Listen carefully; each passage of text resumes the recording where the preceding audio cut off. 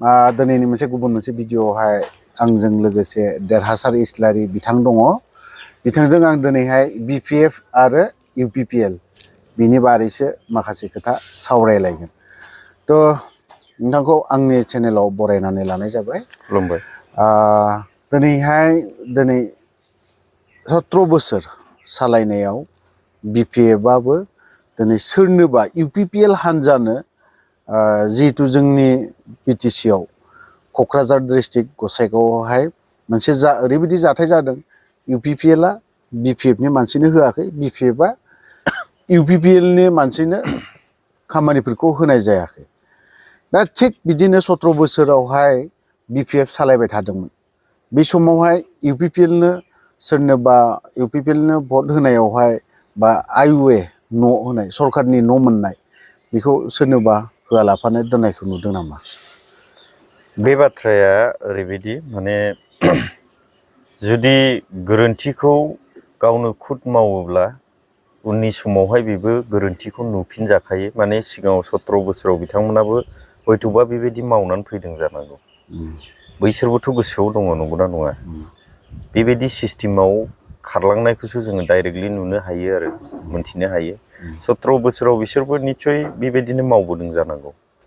गासिबो जायगायाव नङाब्लाबो बबेयावबा बिसोरो गोरोन्थिखौ मावबोथारदों आरो। मावबोदों। दा बिसोरो गावसिनि गोरोन्थिखौ माने सुद्रायनो हायियावनो दिनै सरकाराबो सोलायनो गोनां जादों। नङाबा BPFआ बांसिन देरहादोंमोन। नंगौ। BPFआसो सरकार दानायनि मोनसे पजिसनाव दङमोन। खिन्थु UPPLजोंहाय BJPआ मानो एलायन्स जानानै सरकार दादों होननानै बुङोब्ला निस्सय बेयाव माबा मोनसे गोरोन्थि दङ। थिग बेबायदिनो पाब्लिकनि बेलायावबो सोरबा BPFनि चेयारमेन बिथांमोना बा मेम्बारफोर बिथांमोना भुलखौ मावबोदों, बेखौसो जोङो नुहुरो। बेनिखायनो बे भुलखौहाय दिनैनि दिनावबो जोङो नुबोनो मोनदों आरोखि। नाथाय जोङो पाब्लिक हिसाबै बेखौसो जोङो बुजिनांगौ। बे सोरबा चेयारमेनबाबो बियो पाब्लिक, नंगौना नङा? नंगौ। बियो चेयारमेन बा मेम्बारानो जाथों, बियो सासे पाब्लिक। खिन्थु बिथांमोनाबो बुजिनांगौ जे जोङो सरकारा जिखियानो जादोला जोङो मिलायलायनानैहाय माने जोङो गासिबो मोननांगौ। माने मोनथाया जों बयनिबो थाखाय फैदों नालाय। नोंथाङाबोथ' हाथियार दैना सोमावसारबोदों, नंगौना नङा? गासिबो बर' रायजो राजाया मोनसे सान्थिखौ मोनथों होननानै सोमावसारबोदों। एबसुआबो लामा जथेबोदों। हब्रा दिनै गारामा थरायलायनाय बिथांमोना हब्राबोदों। मानि थाखायथ' हब्रादों? नैबे सान्थि बा माबा मोनसेखौ मोननो थाखाय बिथांमोना सोमावसारबोदों। नाथाय दिनैनि दिनावहाय जोङो बेबायदि एना एनिखौ नुयोब्ला निस्सय मिनिथावना मोनसे फानि टाइपसो होननानै जों बुंनांगोन। UPPLनो भट होयोब्लासो बा UPPLआव हाबनो जयनिं जायोब्लासो बा BPFआव हाबनो जयनिं जायोब्लासो जों माबा मोनसे होगोन, बेबायदि बुंनाया बियो गनायजाथाव, बियो मोनसे बाथ्रा नङा आरो। दिनैहाय गसाइगावआवहाय जादों। UPPLना बेफोरो सासे BPFनि सोद्रोमा भट होदों। हमनानै ला नों BPFनोनो भट होदों। नोंथाङा दिनैहाय मोनसे गभर्नमेन्टनि सरकारि न' मोनजाथावथाव नों सुबुं हिसाबै आं दिनै UPPLनि सोद्रोमा हिसाबै नों आंनाव फैबाय, नोंनो आं होआसै, बे बेसेबां गनायजाथाव?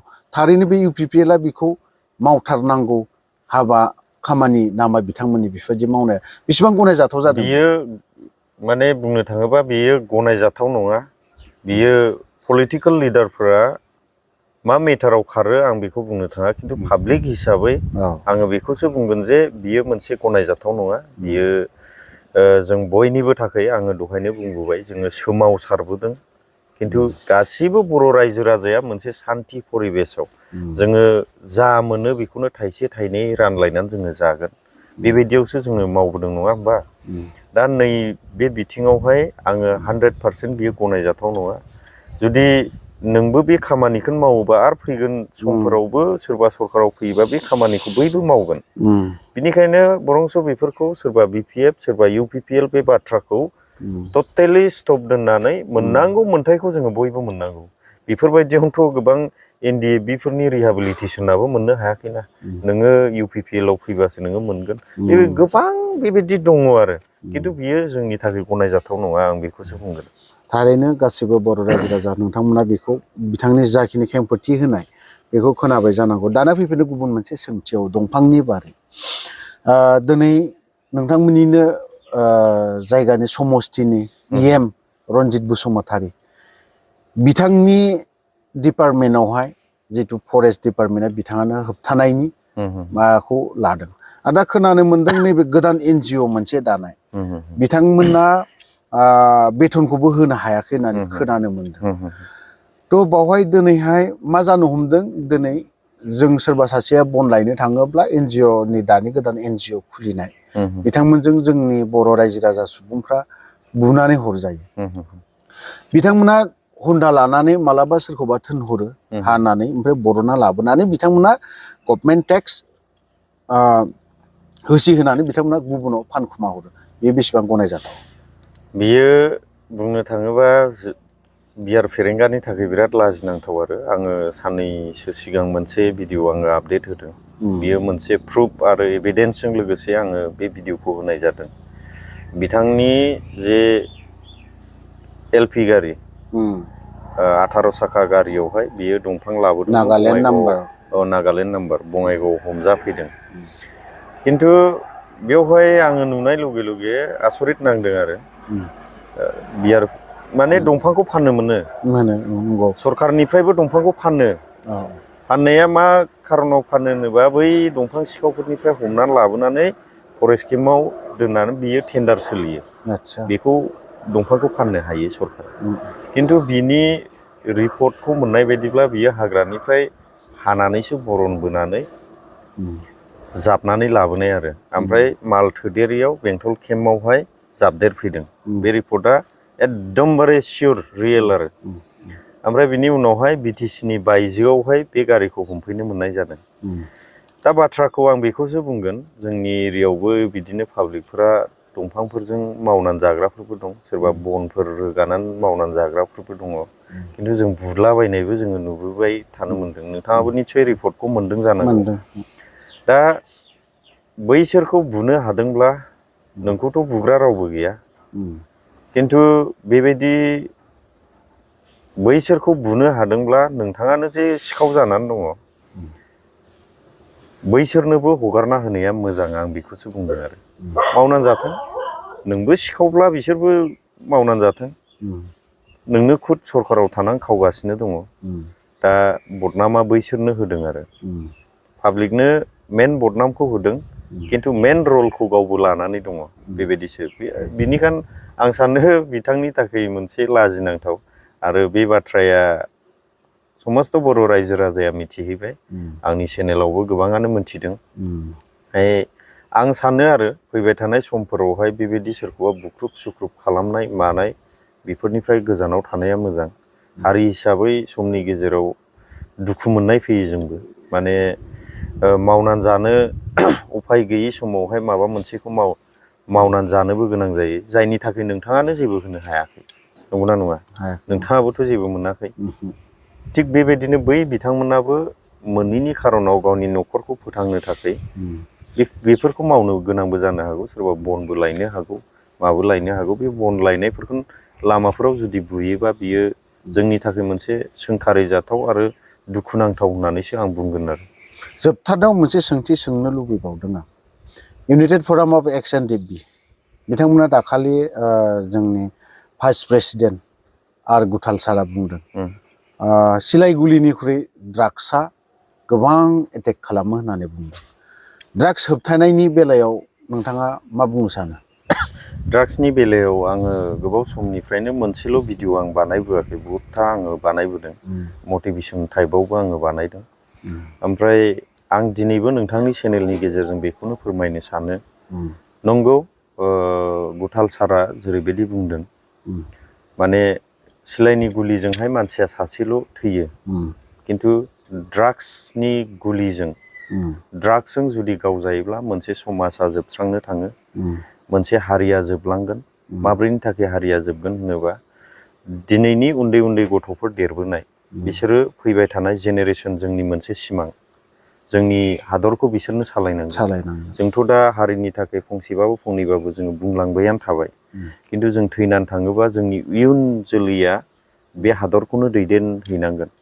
अब्ला बे हादरखौ दैदेननो थाखाय जोंनो रोंगौथिनि गोनांथि अब्ला जुदि ड्राग्सजों जुदि गासिबो बर' हारिनि गथ' गथायफ्रा गावथार जायोब्ला अब्ला जोंनियावहाय जौगानायाबो खमायबोगोन ओमफ्राय बिदिनो मावनाय दांनाय रांखान्थि बिथिङाव समाजखान्थियाव मोनफ्रोमबो बिथिङावहाय जोंहा जौगानो नागारै हायलांनायनि मोनसे लामायाव दं आरो दा आं मोजां मोनदों XNDF-B इउनाइटेड फरमखौ माने बिथांमोना जे ड्राग्सनि थाखाय दावहा नांनो ओंखारदों बियो आंनि थाखाय खुब बाख्नायजाथाव आङो गोबाव समनिफ्राय बेफोरखौ सोर मावनो ओंखारगोन बेखौ आङो सानबोबाय थादोंमोन खिन्थु दिनैनि दिनावहाय XNDF-B बिथांमोनानो मेङालासेनो सिगांनि समावबो बिथांमोना गावनि जिउखौ दान होनानैबाबो मावबोबाय आरो दिनैनि दिनावबो जे हारिखौ जौगाहोनाय बिथिङावहाय मोनसे रलखौ लानो थांगासिनो दङ बेवहाय आङो जोबोद गोजोननाय मोनदों आरो रंजानाय मोनदों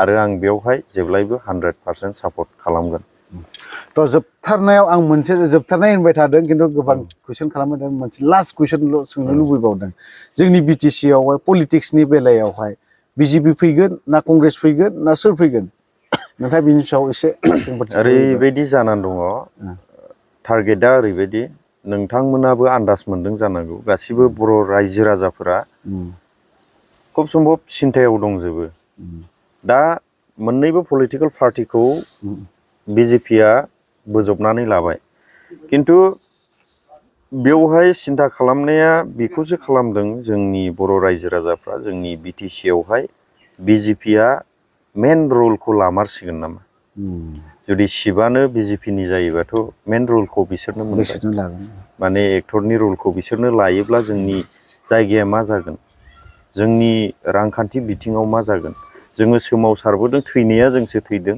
नंगौना नङा थैनाया जोंसो थैदों साला जागोन सोरबा बेबायदि जायोना दा नैबे बिथिङाव सोरबा हाग्रामाबाबो सोरबा प्रमदबाबो सोरनिबा आथिं हमनायखौ आं बाजानाय दङ आरोखि नोंथांमोना माबायदि स्टाइलाव खारो बेखौ खारबाय था खिन्थु बर'नि अनगायै सोरजोंबा आथिं हमलायनायखौ आं बाजानाय दङ खिन्थु फैबाय थानाय समफोरावहाय जुदि बेबायदि गावनि माने मान सन्मानखौ गारनानैबाबो सोरखौबा आथिं हमबाय थायोबा समस्त बर' रायजो राजानि थाखाय मोनसे सिन्था खालामनो गोनां बाथ्रा दङ आरो ओमफ्राय आङो बेखौसो बुंगोन जे BJP-आ मेन रलखौथ' लानो थांगासिनो दंखासै खिन्थु बिनि गेजेरावहाय जोङो माब्रैबा गसंथानो हागोन बेखौ सिन्था खालामनाया मोजां आरो ओमफ्राय दिनैनि दिनाव जोङो नुनो मोनदों पलिटिशियान लिडारफोरखौ माने पावारखौ मोननो थाखाय गावखौनो फानो नंगौना नङा दिनै आङो नाम खारिनानै डाइरेक्ट बुंनोबो गोसो जायो आरो आं बुंगोनबो दिनै जोंनि BPF-नि पलिटिशियान लिडारफोर रेवरेवा नार्जारि आङो बिथांखौ डाइरेक्ट नाम खारिगोन बिथाङा BJP-आव डाइरेक्ट एन्ट्रि जादों नाथाय बिथांमोननि बिथोरनि बाथ्राया मा बेखौ जोङो मोनथिजोबा अब्लाबो जोंनि नोजोराव बिथाङा पावारखौ मोननो थाखाय गावखौनो फानदों आरो बिनि अनगायैबो दङ बहुद दङ दिनै